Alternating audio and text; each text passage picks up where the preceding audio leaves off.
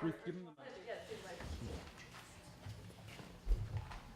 everyone, my name is Hala. I'm a senior at Burlington High School. I'm Lisa. I'm a senior at Burlington High School as well. Hi, Karen. I'm a senior at the Superior South Burlington High School. I don't know about that. And I'm Lena, and I'm a senior at South Burlington High School as well.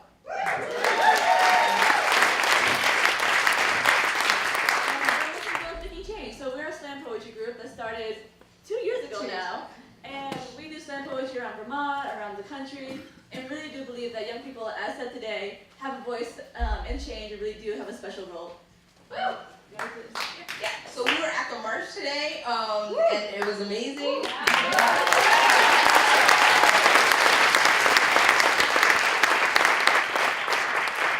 And I think we tried to save our voices for y'all, so let's hope. So first we're just going to teach you a couple of slam etiquettes so that you can help us in speaking out. Yeah, so if you hear a line that resonates with you, you can go ahead and snap. We really encourage snapping throughout our performance. And we like to teach you guys a chant that we learned over at Brave New Voices, which is an international poetry competition. And I think we taught this to you guys last time too, but Yeah. if you remember, just, yeah. Alright, so 1, 2, 3. You put your heart into it. I know you did. I know. Do you guys want to give it a try? Yeah? Okay, 1, 2, 3. You put your heart into it. I know you did. I know. Nice. We still need to Vermont 1, 2, 3, please. Please. Okay, so you brought maple syrup, and when we're in Brave New Voices, we didn't realize we need to have a chant because it was the first time going there in 10 years. So we made up this chant on the spot, and this is our Vermont chant. So 1, 2, 3. Throw the bars on a plate like a pancake with maple syrup.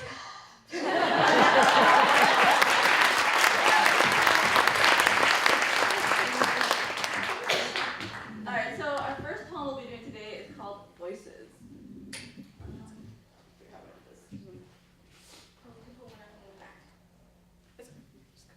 What do you want to do? Yeah. Okay.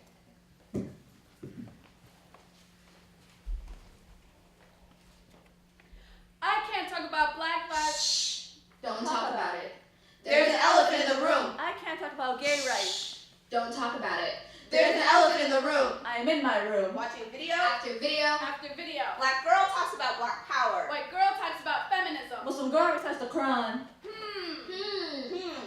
I want to hear a white person speak up against racism. I want to see a man stand up against rape. I want to see a Jew preaching on Islamophobia.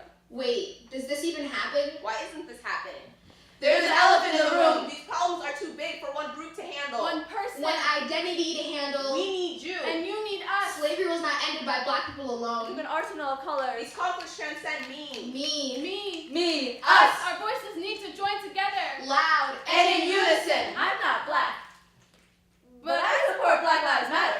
We should make March at 30. Let's call Ebony. Her support is vital. Wait, listen. In order for our voices to join together, you must listen. It means you listen. It does not mean you understand these issues better than It does me. not mean you can speak for me. Now me, a man can speak in place of a woman's body.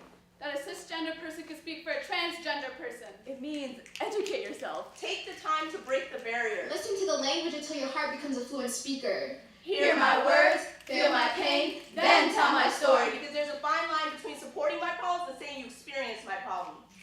There's an elephant in the room. We need to break the silence. Please. Join us as we step out of our comfort zone. Make the effort to learn about these issues. Saying you know is not enough. Know it with your heart. Feel it. It's beating. Feel it. It's ours.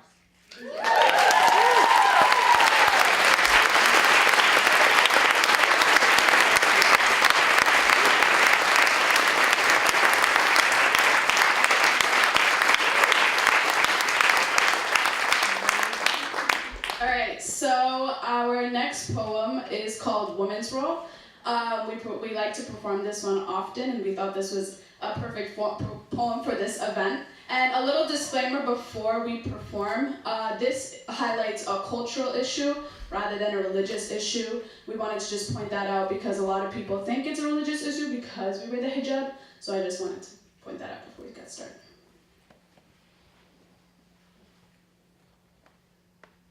Towel head. Mop! Washcloth. Do I look like a cleaning supply to you? Do I leave your floor squeaky clean?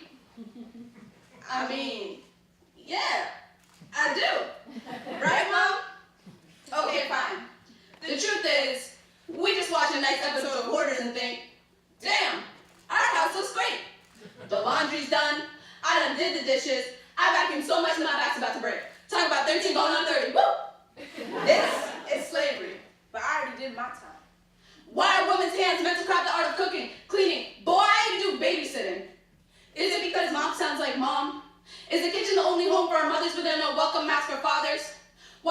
open, covered like a fireplace only when the food is done.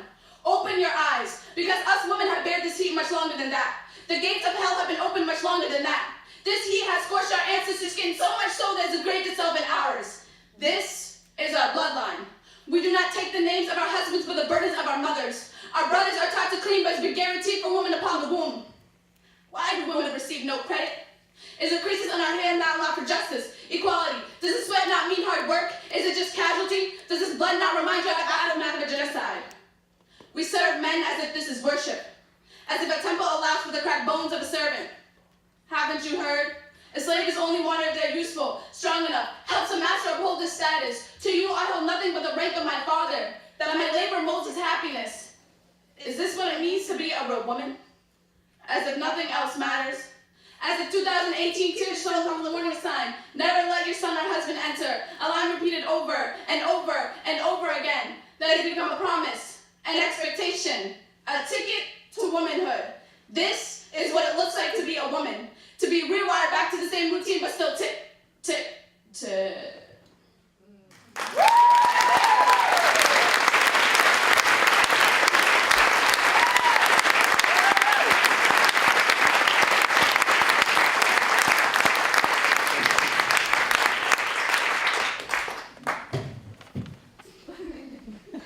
There's a reason why I chose this one. So this last piece that I'm going to do is a solo, and it's called Black and Low Income. Oh, it is fairly new. To be black and lower class is to fall under a million stereotypes. That you are hood, grew up in the ghetto, the projects, that you are ratchet, can never afford to tame your hair, as if there's anything to fix, as if the lack of black hair stores isn't the roots of our problem, like we don't already know the secret to our curls is water. To be black and lower class is to want every part of your body to escape you, but to learn that you can't afford sacrifice, can't pay the price of privilege, can't allow your skin to take 3 to 5 business days so you can afford a beach vacation.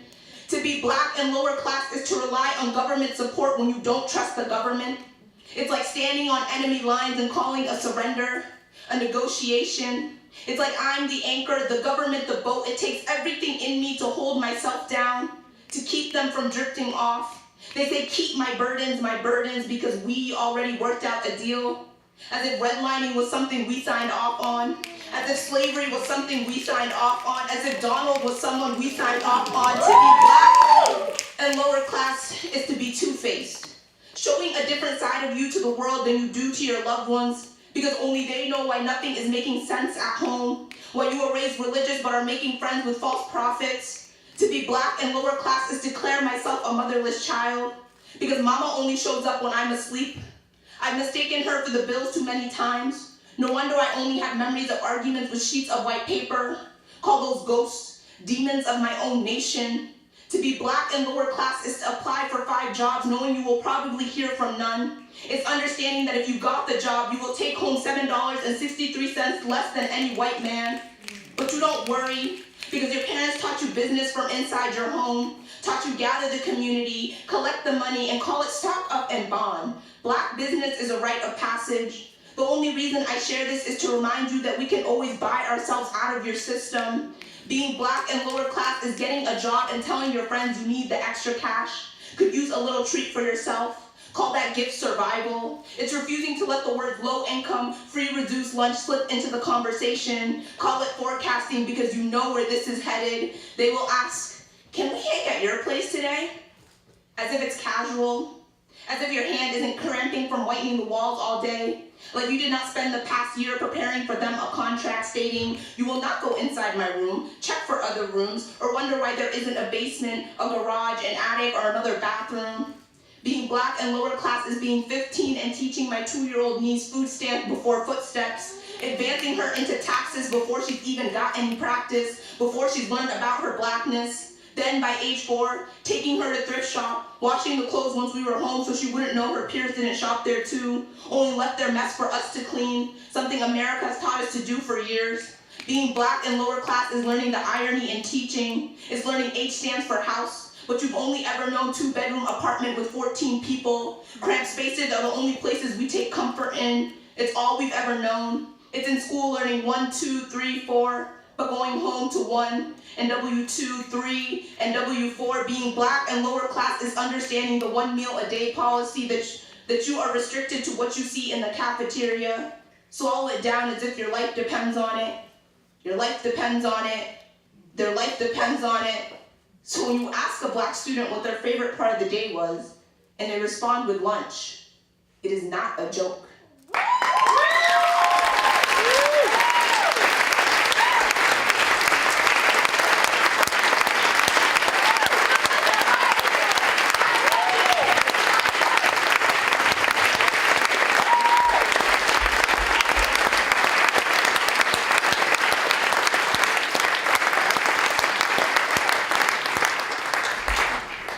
Thank you so much for all this. Can we have a bandage, please? A little bit of it. A Band-Aid? Yeah, she did a whole poem about bleeding, guys. Can you believe that? Yeah, but thank you so much for having us, and we're really honored to be here. And please feel free to follow us on Instagram, all that, Facebook. Twitter, Facebook, everything is Muslim Girls Making